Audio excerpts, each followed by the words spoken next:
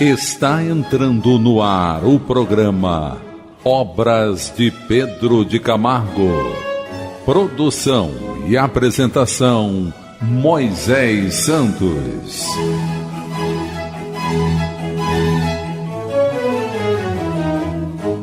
Caríssimos ouvintes da Rádio Rio de Janeiro, eu sou Moisés Santos e este é o programa Obras de Pedro de Camargo.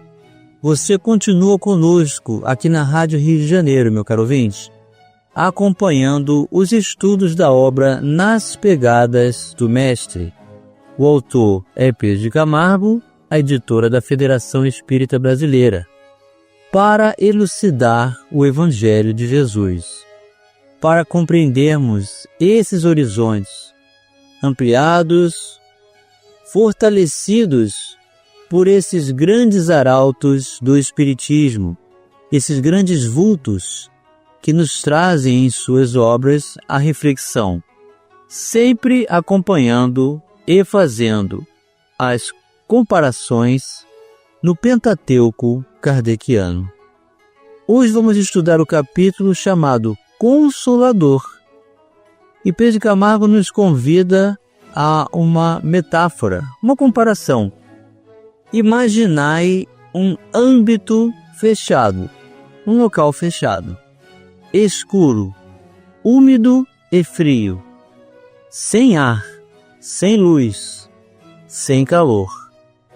Âmbito lúgubre e tétrico, exalando mefíticas emanações, onde vasta cultura de perigosos germes e bactérias pululam. Rasgai de súbito, nesse infecto recinto, largas aberturas, permitindo franca entrada aos raios benfazejos de um sol tropical.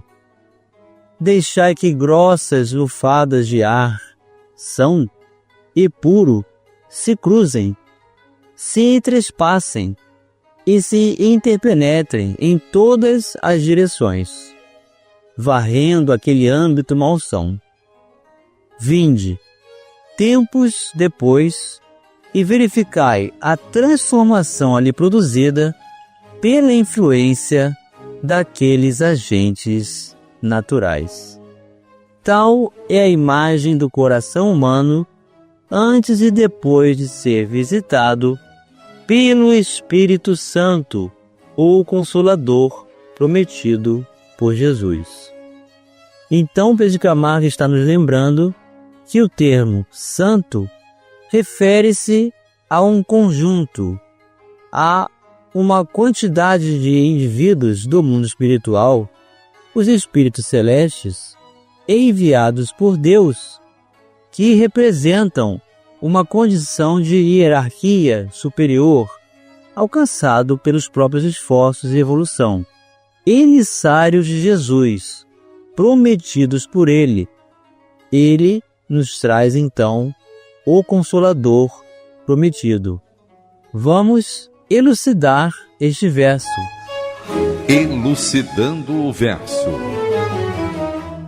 Evangelho de Jesus, segundo o apóstolo João, capítulo 14, versículos 15 a 17 e 26. Jesus disse: Se me amais, guardai os meus mandamentos. E eu rogarei a meu Pai, e Ele vos enviará outro Consolador, a fim de que fique eternamente convosco, o Espírito de verdade, que o mundo não pode receber, porque o não vê e absolutamente o não conhece. Mas, quanto a vós, conhecê-lo-eis, porque ficará convosco e estará em vós. Porém, o Consolador, que é o Santo Espírito, que meu Pai enviará em meu nome, vos ensinará todas as coisas e vos fará recordar tudo o que vos tenho dito. Eis então, meu caro ouvinte, a promessa do Cristo, que nos faria lembrar a sua essência, os seus ensinamentos, trazendo para o coração do homem o vigor, a luz, o retorno da sua presença espiritualmente em nossas vidas. Contando com um conjunto, com uma falange, com emissários celestes, que faria luz sobre toda a carne, em diversos pontos do globo, e convocaria o Consolador, que é o Espiritismo, tendo por gênio, por espírito superior, por bom senso reencarnado, ninguém menos que Allan Kardec, para observar essa mensagem e nos trazer todas as elucidações favoráveis para tirar o véu intencionalmente das palavras do Evangelho. E diz Pedro de Camargo, o Consolador não traz nenhuma mensagem determinada, nenhuma comunicação ou embaixada que se possa traduzir em linguagem terrena. Vamos buscar as diretrizes libertadoras na doutrina espírita. Diretrizes libertadoras. Do Evangelho segundo o Espiritismo, capítulo 6, o Cristo Consolador. O Consolador prometido, item 4. Jesus promete outro Consolador, o Espírito de verdade, que o mundo ainda não conhece, por não estar maduro para o compreender. Consolador que o Pai enviará para ensinar todas as coisas e para relembrar o que o Cristo há dito. Se, portanto, o Espírito de verdade tinha de vir mais tarde ensinar todas as coisas, é que o Cristo não dissera tudo. Se ele vem relembrar o que o Cristo disse, é que o que este disse foi esquecido ou mal compreendido. O Espiritismo vem, na época predita, cumprir a promessa do Cristo. Preside ao seu advento o Espírito de verdade. Ele chama os homens à observância da lei. Ensina todas as coisas, fazendo compreender o que Jesus só disse por parábolas. Advertiu Cristo: ouçam os que têm ouvidos para ouvir. O Espiritismo vem abrir os olhos e os ouvidos, porquanto fala sem figuras, sem alegorias, levanta o véu intencionalmente lançado sobre certos mistérios. Vem finalmente trazer a consolação suprema aos deserdados da terra e a todos os que sofrem, atribuindo causa justa e fim útil a todas as dores. Disse o Cristo: bem-aventurados os aflitos, pois que serão consolados. Mas como há de alguém sentir-se ditoso por sofrer, se não sabe por que sofre? O Espiritismo mostra a causa dos sofrimentos nas existências anteriores e na destinação da terra, onde o homem expia o seu passado. Mostra o objetivo dos sofrimentos, apontando-os como crises salutares que produzem a cura e como meio de depuração que garante a felicidade nas existências futuras. O homem compreende que mereceu sofrer e acha justo o sofrimento. Sabe que este lhe auxilia o adiantamento e o aceita sem murmurar, como o obreiro aceita o trabalho que lhe assegurará o salário. O Espiritismo lhe dá fé inabalável no futuro, e a dúvida pungente não mais se lhe apossa da alma, dando-lhe a ver do alto as coisas, a importância das vicissitudes terrenas, some-se no vasto e esplêndido horizonte que ele o faz descortinar, e a perspectiva da felicidade que o espera lhe dá a paciência, a resignação e a coragem de ir até o termo do caminho. Assim, o Espiritismo realiza o que Jesus disse do Consolador prometido: conhecimento das coisas, fazendo que o homem saiba de onde vem, para onde vai e por que está na terra. Atrai para os verdadeiros princípios da lei de Deus e consola pela fé e pela esperança. Então, meu caro ouvinte, eis a coerência do uso da liberdade perante a própria consciência, assumindo a responsabilidade da construção do próprio destino. Portanto, assim, sabemos por que sofremos.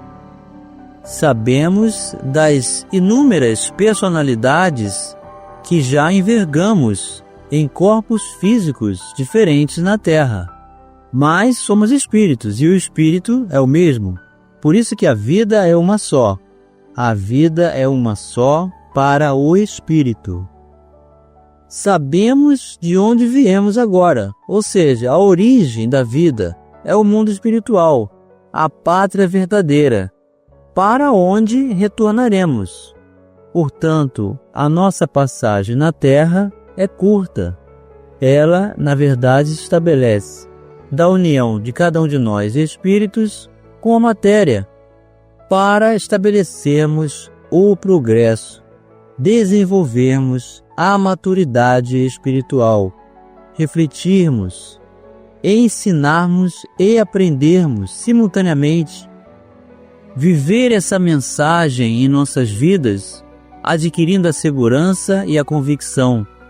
Então passa a ter sentido a justiça divina em toda a vida no universo. Revelado assim o Deus bom, o Deus misericordioso, o Pai que não quer aniquilar a humanidade, mas quer que todos nós, seus filhos, possamos sair desse ambiente escuro descrito por Pedro de Camargo para esse arejado, com o sol bafejando as suas luzes e o ar dissipando todos os miasmas e todas as energias negativas que nós mesmos criamos. Portanto, as intempéries do planeta e as próprias características do nosso gênero de prova justificam a nossa permanência. E, portanto, a fé no futuro e a esperança como recurso libertador de todo esse mal. Vamos continuar estudando Consolador já no próximo bloco. Participe do programa Obras de Pedro de Camargo enviando sua mensagem, dúvida ou sugestão pelo e-mail opg@radioriodejaneiro.am.br ou pelo WhatsApp da Rádio Rio de Janeiro 984867633 aos cuidados de Moisés Santos. Voltamos a apresentar o programa Obras de Pedro de Camargo. Produção e apresentação Moisés Santos. Caríssimos ouvintes da Rádio Rio de Janeiro, voltamos agora para o segundo bloco do nosso programa de hoje, em que você já sabe, estamos acompanhando a obra Nas Pegadas do Mestre. O autor é Pedro de Camargo e a editora é da Federação Espírita Brasileira. Hoje estamos estudando o capítulo Consolador, a promessa do Cristo, o Espírito de verdade que faria lembrar toda a sua essência, que nos ensinaria todas as coisas. É o cristianismo redivivo na Terra, portanto, a doutrina espírita. E Pedro de Camargo continua dizendo que ele impregna o coração humano daquela pureza que lhe é própria.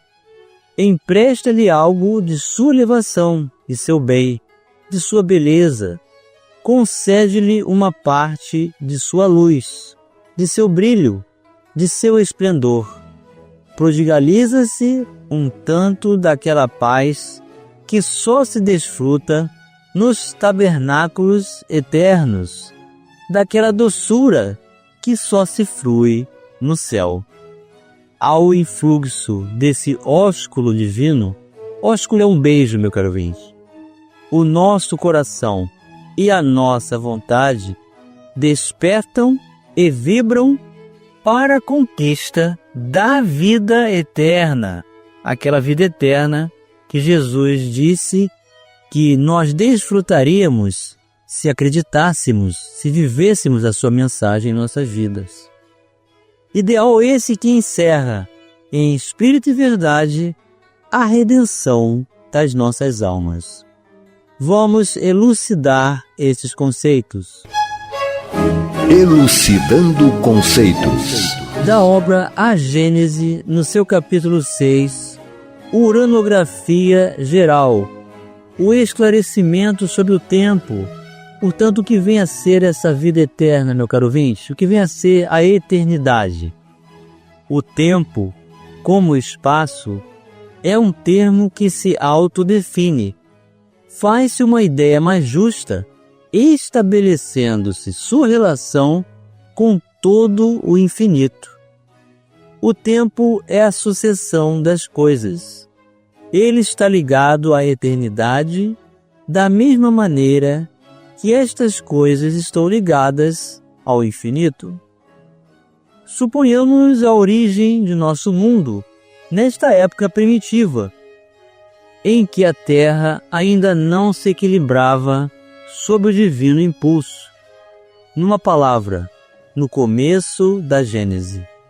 Nessa época, o tempo não havia ainda saído do misterioso berço da natureza, e ninguém pôde dizer em que época do século estamos, já que o pêndulo dos séculos não estava ainda em movimento. E mais adiante ele vai dizer: ora, considerando esta ordem de ideias, se-nos-á fácil conceber que o tempo, não sendo senão a relação das coisas transitórias, e dependendo unicamente das coisas mensuráveis, ou seja, que se pode medir, assim, tomando os séculos terrestres por unidade, amontoaremos milhares sobre milhares para formar um número colossal. Este número nunca representará apenas um ponto da eternidade, da mesma maneira que milhares de léguas juntas aos milhares de léguas são apenas um ponto nessa extensão. O tempo, ele vai concluir, é apenas uma medida da sucessão das coisas transitórias. A eternidade não é suscetível de nenhuma medida ao ponto de vista da duração.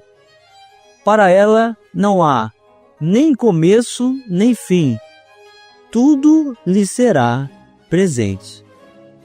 Estes dizeres, meu caro ouvinte, são fragmentos da mensagem do espírito Galileu Galileu, psicografia do astrônomo Camille Flammarion, na obra A Gênese de Allan Kardec. Assim podemos compreender esse estado de espírito que Jesus nos convida a conquistar. A vida eterna é um estado de ânimo, de plenitude, de satisfação. Quando estamos assumindo um compromisso de amor no bem, na luz dos seus ensinamentos, nós não sentimos o tempo passar. Eis aí o presente, a vida presente.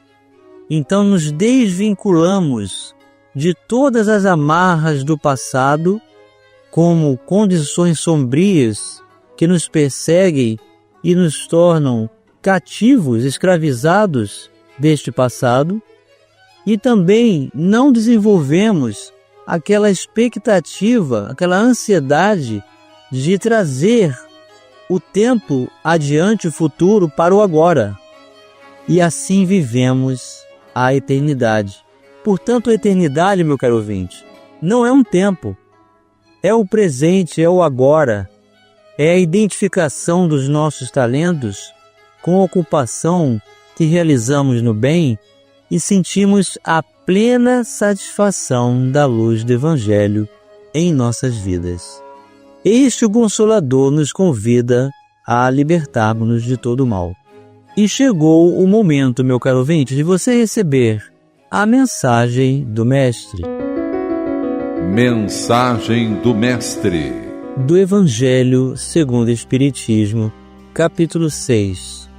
O Cristo Consolador, Instruções dos Espíritos. Advento do Espírito de Verdade. Item 5. Venho, como outrora, aos transviados filhos de Israel, trazer-vos a verdade e dissipar as trevas. Escutai-me. O Espiritismo, como fez antigamente a minha palavra, tem de lembrar aos incrédulos que acima deles reina a imutável verdade. O Deus bom, o Deus grande, que faz germinem as plantas e se levantem as ondas. Revelei a doutrina divinal. Como um ceifeiro, reuni em feixes o bem esparso no seio da humanidade e disse: vinde a mim, todos vós que sofreis. Mas, ingratos, os homens afastaram-se do caminho reto e largo que conduz ao reino de meu Pai e enveredaram pelas ásperas sendas da impiedade. Meu Pai não quer aniquilar a raça humana. Quer que, ajudando-vos uns aos outros, mortos e vivos, isto é, mortos segundo a carne, porquanto não existe a morte, vos socorrais mutuamente, e que se faça ouvir não mais a voz dos profetas e dos apóstolos, mas a dos que já não vivem na terra, a clamar: orai e crede, pois que a morte é a ressurreição, sendo a vida a prova buscada, e durante a qual as virtudes que houverdes cultivado crescerão e se desenvolverão como cedro. Homens fracos que compreendeis as trevas das vossas inteligências, não afasteis o facho que a clemência divina vos coloca nas mãos, para vos clarear o caminho e reconduzir-vos, filhos perdidos, ao regaço de vosso Pai. Sinto-me por demais tomado de compaixão pelas vossas misérias, pela vossa fraqueza imensa, para deixar de estender mão socorredora aos infelizes transviados que, vendo o céu, caem nos abismos do erro. Crede, amai, meditai sobre as coisas que vos são reveladas. Não mistureis o joio com a boa semente, as utopias com as verdades. Espíritas, amai-vos, este o primeiro ensinamento. Instruí-vos, este o segundo. No cristianismo encontram-se todas as verdades. São de origem humana os erros que nele se enraizaram. Eis que do além-túmulo, que julgáveis o nada, vozes vos clamam: irmãos, nada perece.